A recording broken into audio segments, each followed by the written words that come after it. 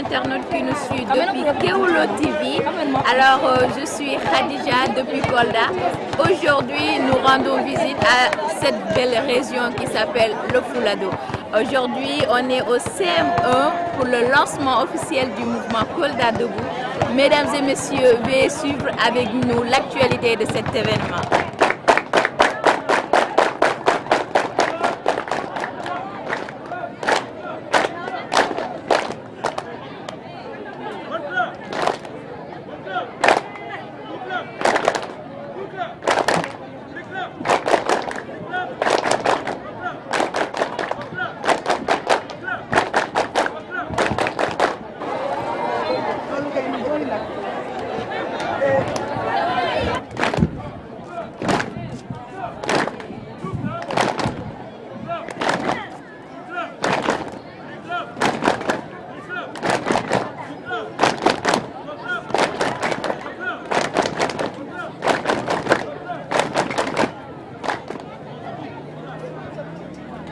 Alors, Ramatoulaye, ko honno hirda hande o journée lancement mouvement Kolda Debout on?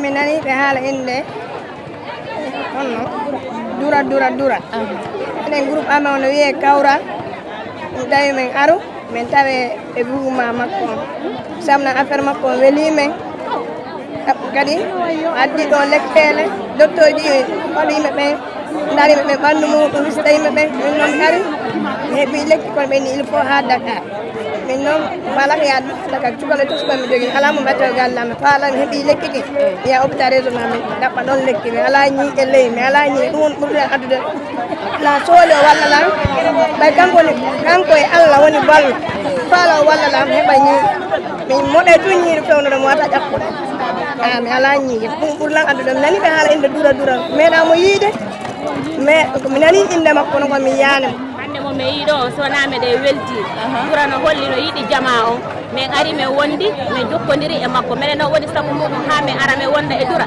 ko moodi an Aliou Sarata kanko woni moodi an kanko inni yo min ar min araka fet dura hande e fet on jonno miɗo salmina fof miɗo salmina dura hande amen minen kadi le miɗen e ɓawo makko ma Kawralde Sare Moussa ha minen e ɓawo makko ko moodi an noon Aliou Sarata waɗi ha min ari e makko.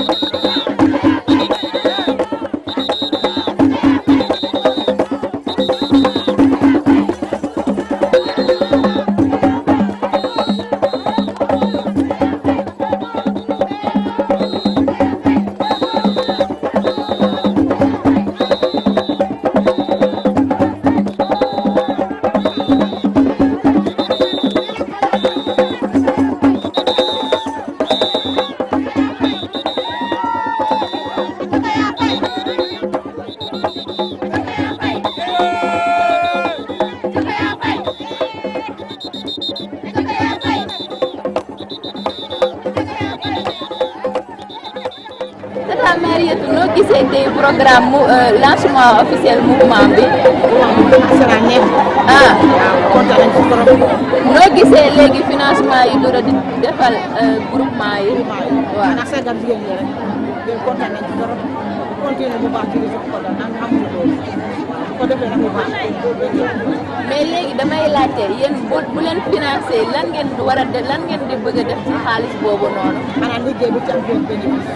waaw liggéey ci bu baax waaw ñu am bénéfice waaw jërëjëf tamit.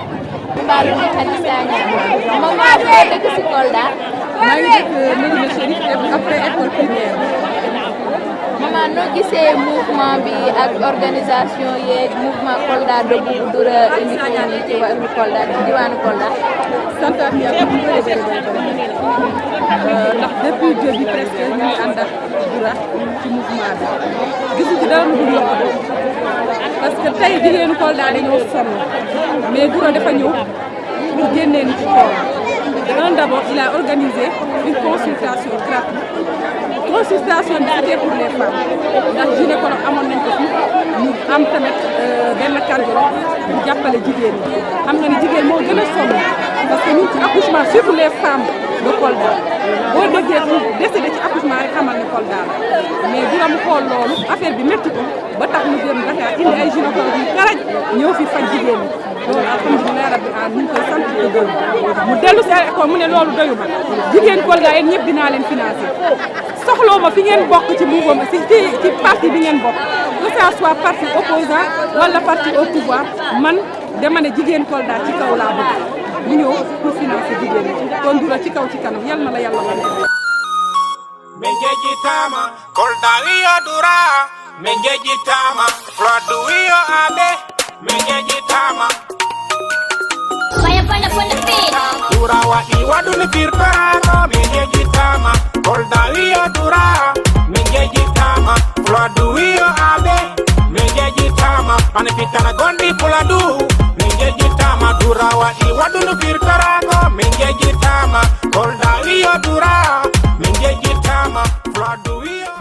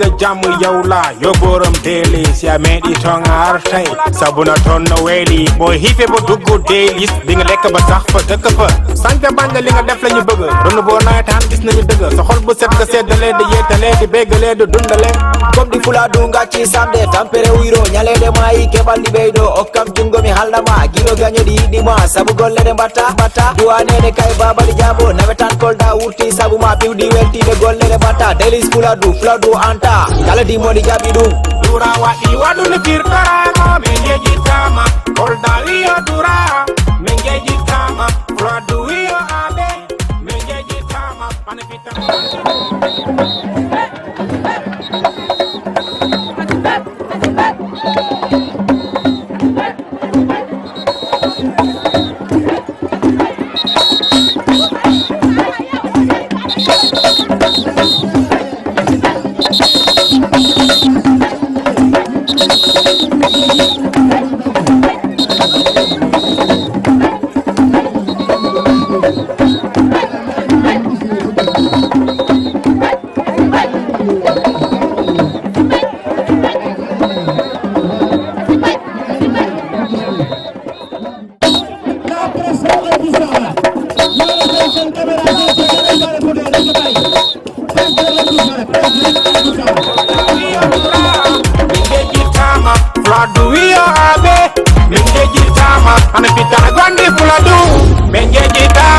seeda mi yewtama fuladu am mantike Bouna Sarr gorko no mani wonta ɓawo sekudi andi tipago seede kala école welti waddu no paɗɗa fulladimo konngol ma yanta leydi kolda ko seede fulladimo konngol ma yanta leydi ronu bo ko seede fulladimo konngol ma yanta leydi tipa ko seede fulladimo konngol ma yanta leydi seedi rahi wan bi wayna la doxal fayna la joffatel la waay door fajar la waay dundal dura jom fi fula fayda teeri raxiyaat Voilà, donc M. Tidjanda qui va remettre un diplôme de reconnaissance, d'honneur et de reconnaissance à M. Abdourahmane Baldé. Donc vraiment merci à la Ligue d'athlétisme.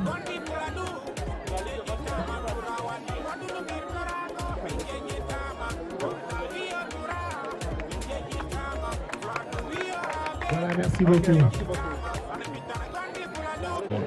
يا أرحم الراحمين يا أرحم الراحمين اللهم صل على سيدنا محمد الفاتح لما أغلق والخاتم لما سبق الناصر الحق بالحق والهادي إلى صراطك المستقيم وعلى آله حق قدره ومقداره العظيم إن الله وملائكته يصلون على النبي يا أيها الذين آمنوا صلوا عليه وسلموا تسليما صلى الله تعالى عليه وعلى آله وصحبه وسلم تسليما سبحان ربك رب العزة عما يصفون وسلام على المرسلين والحمد لله رب العالمين. Amin. Voilà, on va écouter M. Diémé. Merci M. Diémé, vous avez la parole. Assalamu alaikum mbooloo mi maa ngi nuyu ku nekk ci turam ak santom donc man maa ngi tudd Falilou Diémé man maay responsable administratif et financier di fi représenter le chef de service régional ku tudd docteur Victor Sambou di yëkkati quelques cadeaux rek pour wax leen ni di remercier Abdourahmane Baldé lu mu def nii ñun ñoo fi teewal agence nationale de la couverture maladie universelle ci Kolda donc comme ni ngeen ko xamee biir Kolda fii agence bi dañ fi am ñaari mutuelle benn mutuelle bi mi ngi tudd mutuelle de la commune de Kolda deuxième mutuelle bi mi ngi tudd mutuelle des artisans de Kolda seen PCA baa ngi fii toog ci kaw donc comme nu ma ko waxee sànq ñun dañ fi nekkal pour représenter nguur Sénégal ci cadre politique bu ñu tuddee couverture maladie universelle donc ku nekk couverture maladie universelle mooy waay chef de l'État dafa décidé ne dafa bëgg bépp sénégalais bu nekk biir Sénégal fépp foo munti nekk nga am benn couverture boo xam ni maanaam kiiraange boo xam ne soo feebaree mun a faju moom moo waral ñu teg fii lu ñu tuddee agence de la couverture maladie universelle yàlla def ñu def ko ci biir 14 régions Sénégal yëpp am na Kolda tam am na service régional donc ñun ñoo ko fi teewal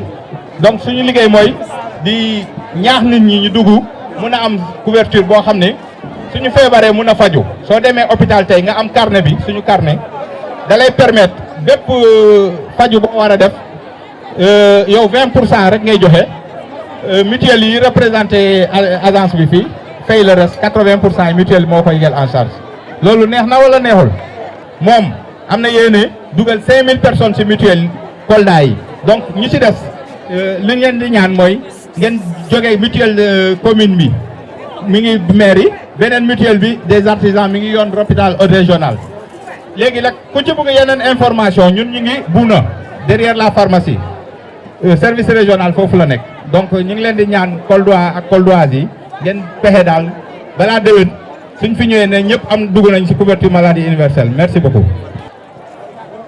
couverture maladie universelle sama collègue bi wax na léegi ne Abdourahmane Baldé dafa am yéene dugal ci 5000 personnes mu bëggoon jubbanti wax bi Abdourahmane Baldé dugal na 5000 personnes mu tolloog 10 millions de francs yoo xamante ne. tàccu leen loolu waaye tàccu leen loolu ah. yëkkati na ko dugal ko ci programme couverture maladie universelle mu ne daf ciy dugal 3000 élèves xam ngeen ne CMU boo leen ci bëggee bokk bu dee ay xale la da ngeen leen di nattal ñaari téeméer 1000 francs su boobaa xale bi su feebaree bu demee ci poste de santé bi wala ci centre de santé bi yéen parents yi boo leen waroon fay juróomi téeméer ngeen di fay mutuelle de santé bi gàddul leen ñeenti téeméer Abdourahmane Baldé jël lu tolloog 3 millions de francs jagleel ko élèves yi ak ndongo daara yi xam naa sélection bi dina ñëw ci ginnaaw mu ne waaye du yemale loolu du ko yemale ci xale yi mag ñi seen cotisation moo gën a cher mag ñi dañuy natt juróom-ñaari téeméer boo leen ko defee état ñu nattal leen juróom-ñaari téeméer ñu waroon natt 3500 moom moo leen nattal 3500 xaalis bi jox nañu ko ba pare ñooñu itam bu ñu waree faju fu ñu waroon fay 100000 francs 20000 francs la ñuy fay bu ñu waroon jënd garab bu dee ci poste de santé bi centre de santé bi ak hôpital bi lañ ko jëndee bu ñu waroon fay 10000 2000 la ñuy fay waaye bu dee amul ci poste de santé wala centre de santé bi ñu génn dem ci pharmacie bi bu ñu waroon fay 5000 2500 la ñuy fay te loolu noonu ci 3500 kese ngeen mën koo am li mu def nii nag xam naa ne amoon na yéene dugg Kolda ay yëpp waaye yéen itam ñi nga xam ne mën nañ ko nañu natt dugg ci CMU loolu mooy tax Kolda fii jafe-jafe faju génn fi moo tax ñu ngi leen ciy ñaax ci turu suñu agence nationale de la couverture maladie universelle ci suñu turu directeur général docteur Bokar Daaf ñu ngi leen di ñaax yéen ñëpp ngeen dugg ci programme CMU te xam ne CMU du leneen lu dul yombal nit ñi faj ndax ku ne xam ne dëkk bi faju jafe na nit ki day soxlaa faju waaye du am lu mu fajoo waaye boo leen nattee benn yoon ci at gi boo leen fajoo dina yomb kon falaay wax maa ngi leen di gërëm di leen sant di leen masawu ci coono gi ndax toogaay gi yàgg na naaj bi tàng na waaye it jëfu Abdourahmane Baldé bi rafet na te gis nañ ne mobilisation Kolda bi yaatu na kon ci loolu lay demee ci loolu la ñuy yem encore une fois merci beaucoup. Ok, d'accord. Le maître de cérémonie nous demande de faire un petit résumé en français. Je disais que nous, l'Agence nationale de la couverture maladie universelle, nous avons été saisis dernièrement par M. Abdourahmane Baldé, qui nous a dit qu'il a entendu une campagne qui est en cours et qui est parrainée par Youssou Ndour. Abdourahmane Baldé a voulu s'associer à cette campagne-là et il a voulu en faire profiter les enfants de Kolda. Quand je dis les enfants, c'est les adultes de Kolda. Il a pris 10 millions de francs qu'il nous a remis et il a destiné une partie de ce montant aux élèves et aux Nongodara, aux talibés, et une autre partie, il l'a destinée aux adultes de Kolda. Les 7 millions de francs, c'est pour les adultes, les 3 millions de francs pour des élèves ou des talibés. Vous le savez, la couverture maladie universelle, avec une cotisation de 3500 francs par personne et par année, vous donne droit à une couverture de 80%. Qu'est-ce que ça veut dire? Si vous avez la CMU, si vous allez vous soigner dans un poste de santé ou un centre de santé, et que la facture est de 10 000 francs, vous allez payer 2 000 francs et la mutuelle de santé va payer les 8 000 francs restants. Ça, c'est normalement pour ceux qui cotisent. Abdourahmane Baldé a décidé de cotiser pour 5000 personnes. Donc, on vous invite, vous autres, de Kolda, qui n'êtes pas bénéficiaires de ce geste-là, ou qui le pouvez, de cotiser pour vous, pour vos enfants, pour vos amis. 3500 francs par personne. Et pour les élèves et les talibés, il y a une formule réduite à 1000 francs. Nous vous encourageons vivement à le faire. Nous remercions Abdourahmane Baldé pour son initiative, pour son geste citoyen. Nous vous remercions pour votre présence et pour cet accueil-là. Alors, c'est juste un petit témoignage dont je vais revenir, je ne serai pas tellement long au niveau de mes propos. C'est l'occasion pour moi de faire savoir à la population coldoise et coldoise qu'on puisse accompagner ce mouvement Kolda Debout, accompagner alias Douradi Messi. Applaudissez, merci beaucoup.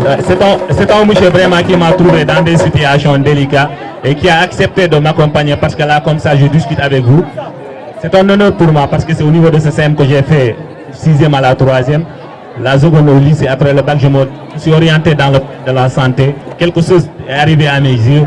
Abdourahmane a pris l'initiative de m'accompagner sans me voir. Il a pris 1 million, il les a dépensés. C'est ce que les gens ont entendu. C'est la seule personne qui a pris une vol qui m'a pris de Kolda à Dakar. Il m'accompagne avec son équipe de jeunes dynamiques. C'est un monsieur que je ne peux pas remercier. Je ne peux dire que des prières pour lui, que le Tout-Puissant puisse l'accompagner, puisse accompagner ses partenaires. Ça, c'est que ce que vous donnez à Abdourahmane, vous ne mettez pas ça dans les poubelles. Vous donnez à la personne qu'il faut. Il accompagne tout un chacun parmi nous. Merci beaucoup. damay sant ñëpp gërëm sama yaay ñu fi nekk damay ñaan rek ñu ñaanal Abdourahmane Diallo yàlla daf ma mayoon démb ma doon jàng di gis am tolof bu ma dal ma am samay problème bët Abdourahmane jël initiative di ma accompagner su ma demee Dakar moom may fayal samay ordonnance tout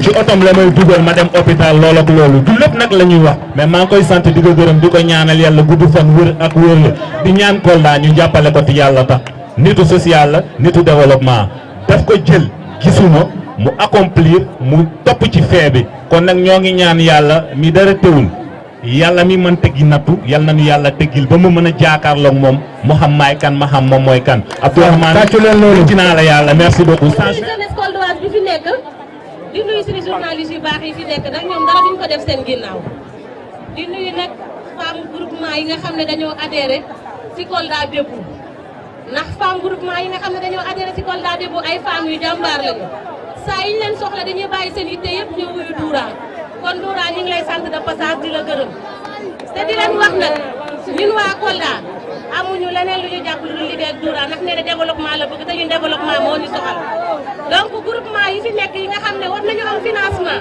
bari nañ fi gaaw mais du ñëpp a war a mën a am ñi nga xam ne amuñu nañu xam ne kii beneen yoon seen bose yi ci kanam ñi nga xam ne seen wërsëg am na fi ñu jot ci tamit ñi xam ne liggéey bi xaalis bi joxuñu leen ko gratuitement dañ leen ko jox pour suñ ko liggéeyee ñi abal seen yeneen morom tamit ñoom tam ñu mun ci am dara gis ci seen bopp kon ñu gàttal fii ndax dafa guddi maa ngi leen di baalu yéen ñëpp ak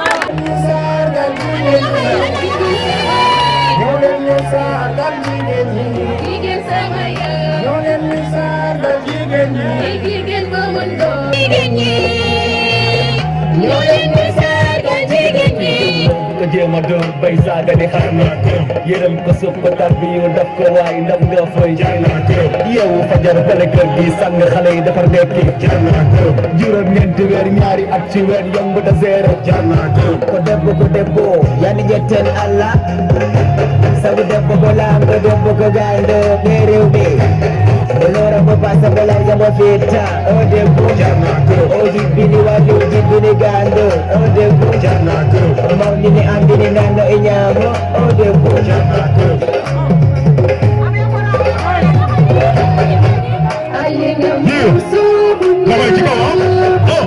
musomo buñataleti futu muso ñotala adesi kuwabele buña akurana fangale ya buña musomo buñataleti musomo buñataleti musomo buñataleti Tama, Tama,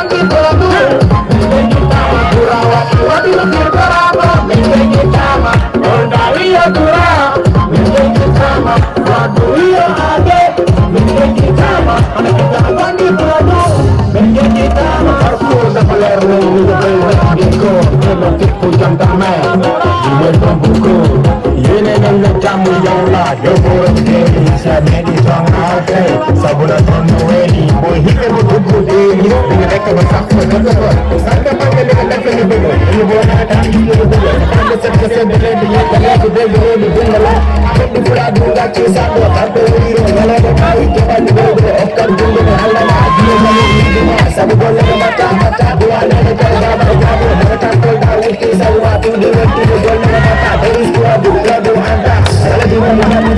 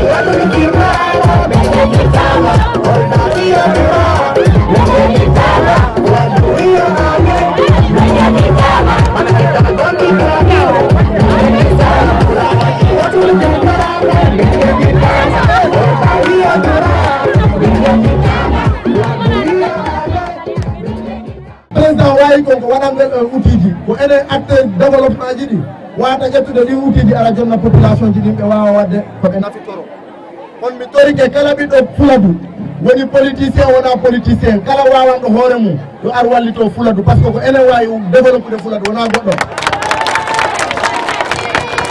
ko enen ɓiɓɓe fuladu wata immade kala ko goɗɗo wawi ara wallito denɗal fuladu wona goɗɗo immoto ko immi ara développa ɗo ko enen ɓiɓɓe ɓen ɗo woni en nangodir wallidiren politique mo président fala on ɗo heɓa mo ko ɗum ɗo mi tori on fiwon ɗum par ce que haala ko wona haalede kon ko on daare ko yimɓeɓe nafitora par ce que goko men wone wadde kono mi innata ni yimɓeɓe nous on ne fait pas de politique politicienne politique de développement men wone wadde imposé fuladu par ce que kala ƴettuɗo on démarche ko ɓiɓɓe ɓen ɓiɓɓe fuladu yimɓe fuladu wawata hen wadde bénéficié o ko on démarche men jokki démarche de rupture et d' engagement hande o yi hanki hari meɗen dans le domaine de l' éducation. Avant nous, on était dans le domaine de l'emploi, dans le domaine du sport, de la culture. Ande, on est dans le domaine de la santé. Mais haadata ɗon kala andu rewɓe fuladu no andi no wakkili koɓe wallaka no ɓe fota wallirede. Hande mi heeɓi ko weliram par ce que mi yeehi mi daroyi mutuel crédit d' épargne Kolda. Mi yi jiwɓe faalaɓe liggade, mi yi rewɓe faalaɓe en wallude, faalaɓe accompagnude jeunesse, faalaɓe wadde feere fuladu yara yesso. mi anda o min gari ko mi ɓiɗɗo dimo o wallilam mi holla o min gari miɗo wawani on goɗɗum si Allah jaɓi mi wonta e annonce ugol montant financement mi wonta e annonce ugol on ko honno waɗiraymi kono ɗo e mi iwde ɗo on nanay liste o madame Badiane e Basiratou Balde ɓe yiida e Basiratou Bari ɓe waɗay feere ɓe yiida e moɗon financement ji ɗi heɓike ko jollegol directement ala annonce ɓe annonce atade komin jonna yimɓe ɓe yiya omen tori on noon liggoɗo omen tori on liggoɗo wallidiro andon minen doole amen hewani kono berko Allah arsiki men ko min artiray ha e juuɗe moɗon par ce que onon woni neneji amen onon woni sœur ji amen onon woni rewɓe amen onon woni miñiraɓe amen donc wallidire waɗen fuladu no yaara yeeso en fof wonen gotum ko ɗum ɗo mi tori on koko falɗen ɗo wadde yo Allah waɗu yaara yeeso nangono mouvement Kolda Debout andon nakko e fuɗɗagol men woni komi inni yimɓe ɓen on est en échauffement dara commencé gul ñu échauffement kese la bu ñu commencé dëgg am na ñu ñuy abal dëkk bi parce que bu ñu bëggul liggéey du ñu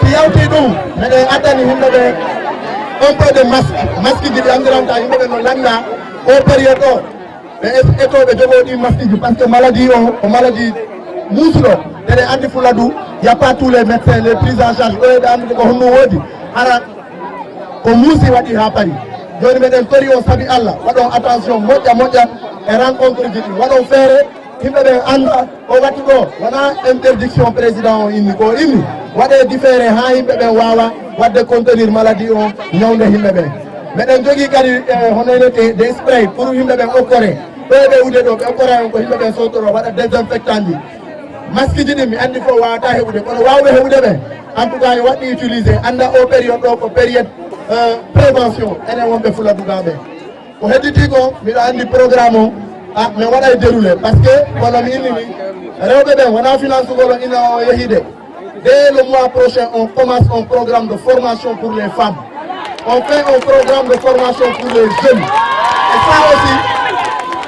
et ça aussi on a décidé de travailler avec des organes que le président a mis en place comme le 3FPT on a pris 62 métiers qu'on a ciblés où on a lancé des enrôlements des inscriptions pour les jeunes woni ko BFM joguiɗa woni ko CF joguiɗa woni ko BAC joguiɗa kala façon métier meɗen darde feere no min moɓita sukaɓe ɓen min waɗanaɓe formation min wallaɓe ɓe moɓito ɓe liggo Kolda yaara yesso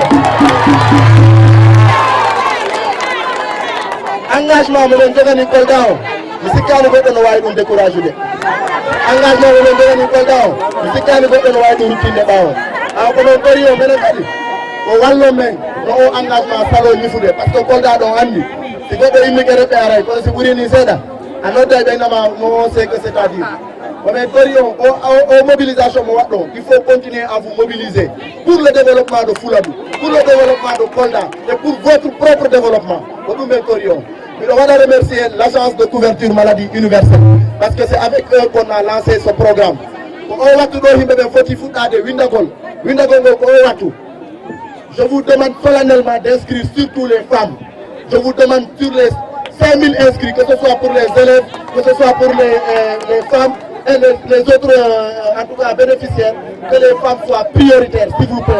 Parce que vous avez des problèmes de. Pour résumer un tout petit peu en français, je voulais remercier en tout cas tout le mouvement Kolda Debout pour l'organisation. Je voulais remercier l'OADAS pour la mobilisation.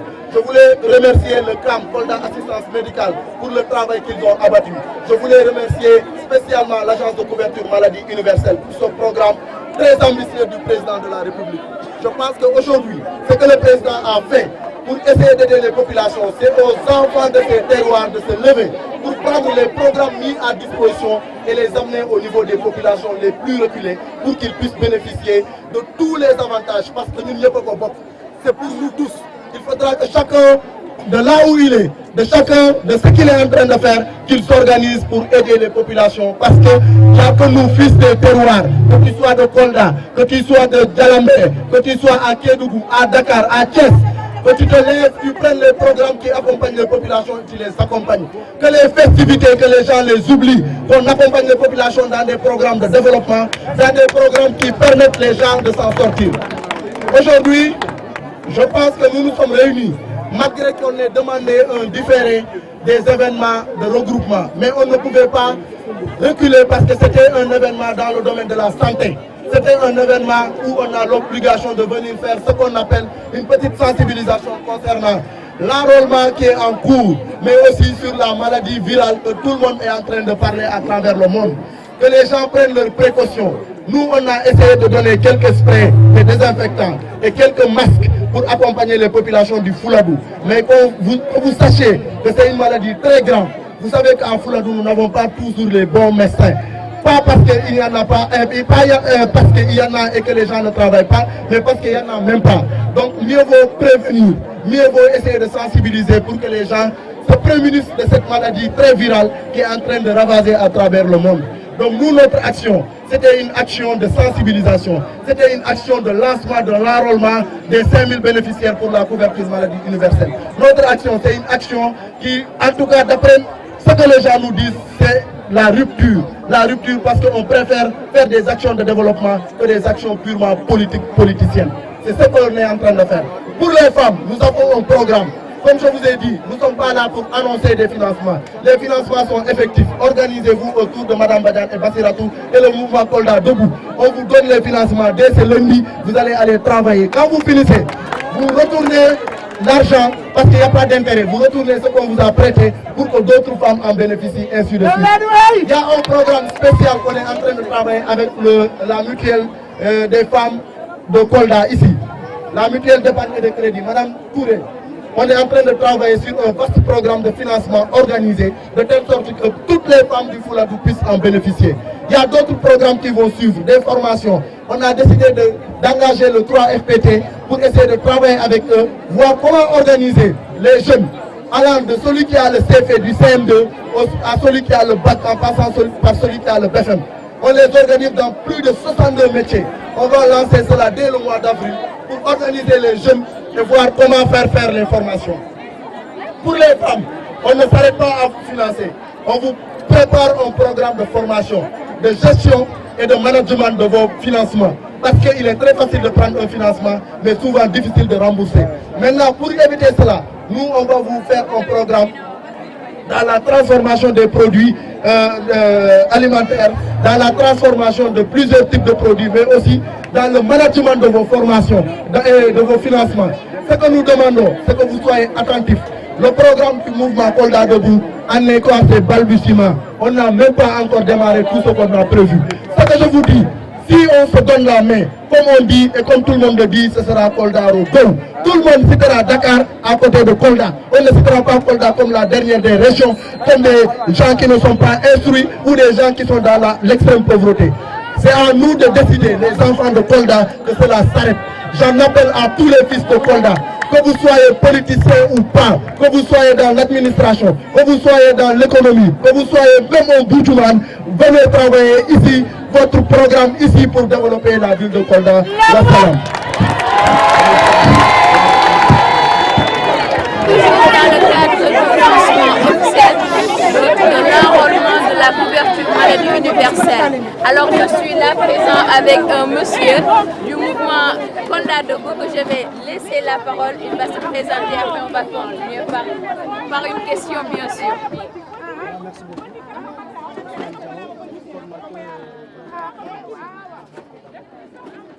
Alors, monsieur Diao, qu'est-ce que vous pensez de cet événement d'aujourd'hui? Des sentiments de satisfaction, des sentiments de bonheur. Je pense que tous les Coldois qui ont bénéficié de 2 journées de consultation gratuite et le lancement de l'enrôlement pour la couverture maladie universelle pour une prise en charge médicale. Donc, les bureaux annoncent des sentiments de satisfaction.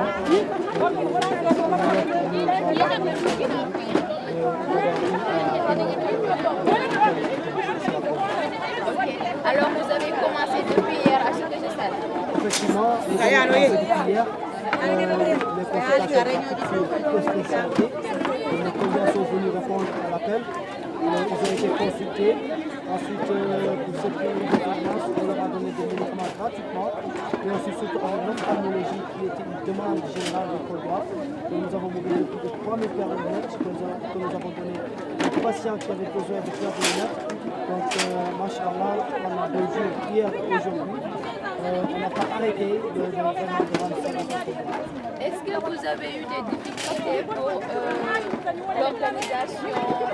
Ce n'est pas facile d'organiser un événement de cette ampleur-là, mais l'équipe qui était sur place a pu quand même surmonter tout cela et relever le défi de l'organisation. Donc il y a eu des manquements certes, parce que nous sommes à la première édition, mais comme je dis toujours, nous apprenons de nos erreurs et nous allons essayer d'aller de l'avant. Et parce que comme nous avons l'habitude de le dire, nous sommes en échauffement. Donc il y a beaucoup de programmes que nous préparons pour l'intérêt des Coldois. Donc c'était difficile, mais à l'arrivée, les Coldois sont satisfaits. Mon dernier mot, c'est juste appeler les Coldois à s'unir, n'est-ce pas, derrière le mouvement Kolda Debout, qui a des programmes très intéressants pour eux les Coldois, parce que le développement de Kolda ne peut se faire sans les Coldois. Donc je vais juste terminer par dire tous unis pour un Kolda Debout. Tous unis pour un Kolda Debout, ce sont les dernières paroles de M. Diao. Alors nous en sommes là à la fin de cette édition. C'était Khadija from Kolda. Merci beaucoup.